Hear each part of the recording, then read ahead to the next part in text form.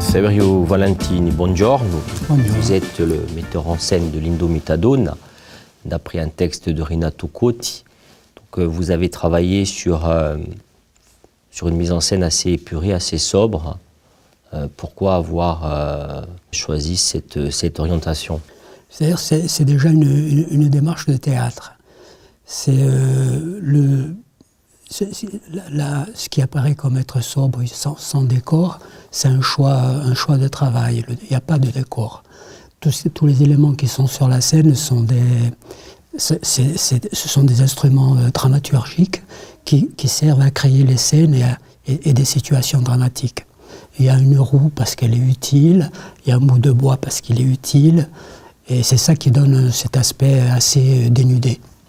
D'accord, mais le choix d'avoir, d'avoir à un moment donné utilisé le bois et l'eau, qui sont quand même des éléments organiques, c'est quand même pas anodin, je dirais. Ce spectacle, c'est un voyage. C'est un voyage dans l'inhumanité. Et cette humanité, elle fait face à une culture, à notre cultura paesana, avec ses valeurs de ce rapport à la terre, ce rapport au travail qu'on retrouve dans le texte de Renato, qui est très poétique.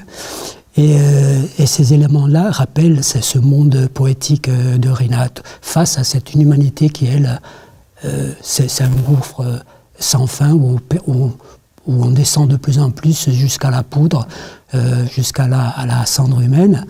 Et cette réalité simple de la ruralité fait l'écho de l'humanité en face du précipice. Et est-ce qu'on peut dire que c'est un spectacle historique? Historique sûrement un peu, parce que ça fait partie de l'histoire. De notre histoire. De notre histoire.